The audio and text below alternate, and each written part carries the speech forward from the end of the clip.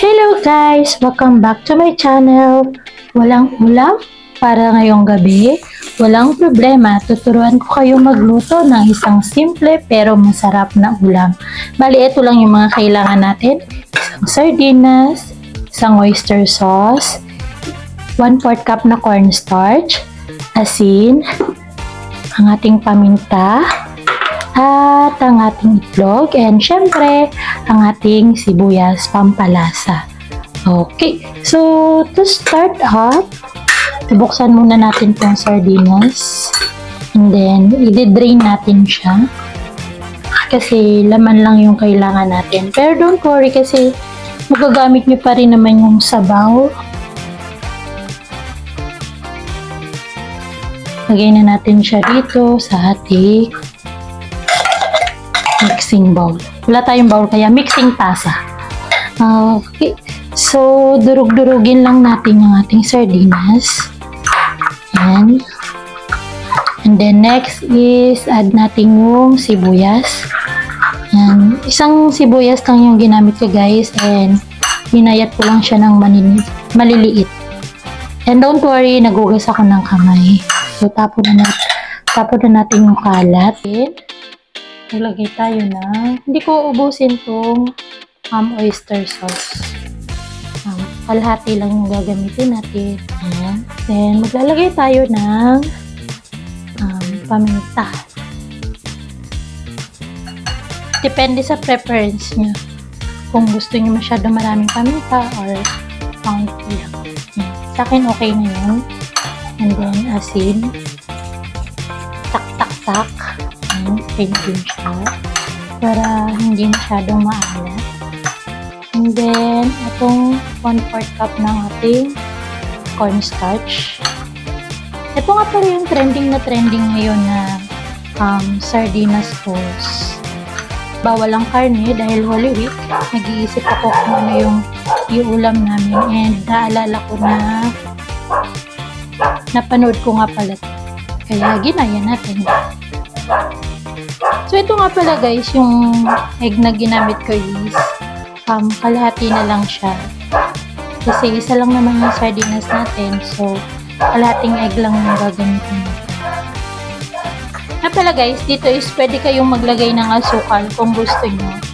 Kasi yung napanood ko is naglagay sila ng asukal.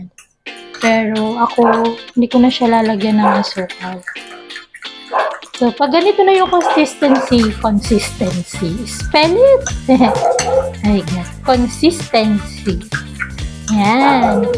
Pag ganyan na siya, pwede na tayo maglagay ng harina. So, bali sa harina, wala siyang sukat. Titingnan nyo na lang parang kailan magiging okay na yung mixture natin. So, maglagay muna tayo ng isang kutsara. Hindi natin pwedeng biglain yung pagbuhos ng harina kasi baka sumobrang tigas naman yung gagawin nating sardinas balls.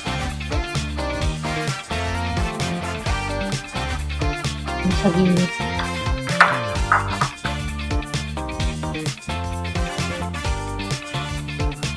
Yan guys, so makikita nyo naglagay na tayo ng mantika. Medyo dinamihan natin kasi kailangan yung ating sardinas balls is medyo lubog sa mantika, or at least half ng ating sardinas balls is lubog. So, syempre, ang gagamitin natin is ang ating wooden sansik para hindi magasgas yung ating kawali ni Marvin Agustin. So, ito nga pala is in-order ko dito sa aming subdivision. Ito daw yung trending na kawali ni Marvin Agustin na non-sticky siya. And ayun nga, diba sabi nila, para matry mo kung mainit na yung mantika, pagpatak ka ng tubig. Yan. Parang maling decision yung ginawa ko nagtalasikan. Huwag yun na yung gayahin, guys.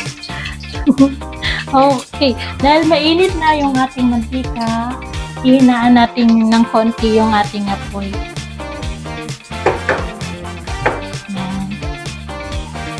Siyempre, mag-start na tayo dito. Siguro isang salang lang po. Kasya na to dito sa sorry guys. Nasanggi ko yung camera natin. Wala kasi tayong videographer kaya sariling sikap to guys. And mabalik na tayo. Marami din ako mga pina-follow na mga vlogger. At talagang nakaka-inspire sa akin. Yung mga nag-start din sa wala. Nakakatuwa na yung iba, no? Araw-araw na buhay lang nila yung binibidyo nila pero tinatangkilik sila ng mga tao. Sa buhay, laban lang ng laban. Enjoy your life kasi minsan lang tayo mabubuhay. Kaya live life to the fullest. Ika nga. So, sa isang sardinas, nakagawa tayo ng 2, 4, 6, 8, 10, 11 balls plus isang bulinggit. Nakita nyo naman. Okay? So, yan. Pinlip ko na siya kasi ayokong masunog. Try to make alive. Ano daw? Magtagalog na nga lang tayo. Lagi kong ginagamit yung mic ko pag nagaganto ko para sana hindi na ako magbo-voice over or hindi na ako mag-i-edit ng mga videos ko. Diretso upload na siya. Kaso lang guys, nakakapagod magsalita. Nakakahingal. Hindi ko alam kung kulang na ako sa exercise or siguro dahil siguro nga kulang sa exercise kasi nahihingal ako eh. Inom lang ng tubig later.